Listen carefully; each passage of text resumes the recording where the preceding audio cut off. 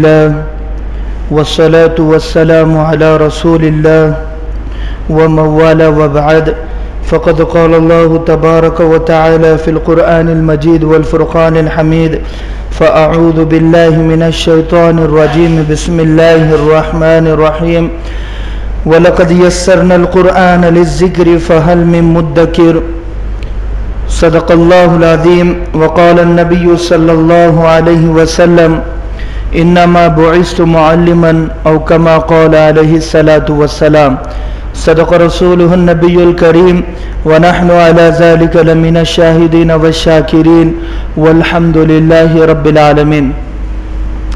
محترم بھائیوں، بزرگوں اور دوستوں، قرآن مجید میں اللہ تبارک و تعالی نے فرمایا کہ ہم نے اس قرآن کو نازل کیا وَلَقَدْ يَسَّرْنَا الْقُرْآنَ لِلذِّكْرِ، نصیحت کے لیے، اور آسان کر دیا نصیحت حاصل کرنا۔ جو چاہے وہ اس سے نصیحت حاصل کر سکتا ہے۔ ایک ہے ماں باپ کا نصیحت کرنا، رشتہ داروں کا نصیحت کرنا، علماء حفاظ کا نصیحت کرنا، اور ایک ہے قرآن کا نصیحت کرنا۔ تو اس کی نصیحت دلوں پر اثر کرتی ہے اور دل قرآن کی نصیحتوں کو سمجھتا ہے۔ فَهَلْ مِن مُدَّكِرٍ، تو ہے کوئی اس نصیحت کو سمجھنے والا۔ اور یہ قرآن اللہ تبارک و تعالی نے صداقتوں کا خزانہ بنا کر اتارا۔ سچی اور پکی کتاب ہے۔ میرا کہنا جھوٹا ہو سکتا ہے، آپ کا سننا جھوٹا ہو سکتا ہے، ساری دنیا جھوٹی ہو سکتی ہے، مگر قرآن کی کوئی آیت جھوٹ کہے، جھوٹ بیان کرے اور جھوٹے لوگوں پر الزام لگائے، یہ ہو نہیں سکتا۔ قرآن کا مقدمہ بھی حق ہوتا ہے، آیت بھی حق ہوتی ہے، اور سچی اور پکی ٹھکی بات ہوتی ہے۔ فرمایا کہ لِتُخْرِجَ النَّاسَ مِنَ الظُّلُمَاتِ إِلَى النُّورِ، ہم نے اس قرآن کو اندھیروں سے روشنی کی طرف نکالنے والی کتاب بنا کر اتارا۔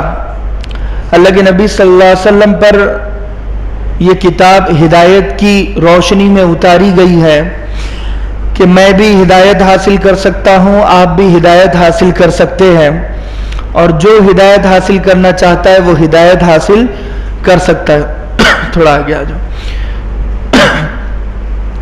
تو فرمایا کہ آج ساری دنیا بھٹک رہی ہے، گمراہی میں، ترقی میں، مال کے پیچھے، جان کے پیچھے، شہرت کے پیچھے، دشمنیوں کے پیچھے اپنے زندگی برباد کر رہی ہے۔ تو ان بھٹکے ہوئوں کو راستہ صرف اور صرف قرآن ہی دکھا سکتا ہے۔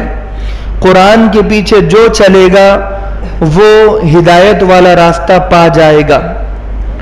آج ساری دنیا گمراہی میں ملوث ہے، گناہوں میں ڈوبی ہوئی ہے، تو ڈوبتے ہوئے سمندر سے نکالنے کا راستہ صرف اور صرف قرآن ہے، اس کے علاوہ اور کوئی چیز نہیں ہے۔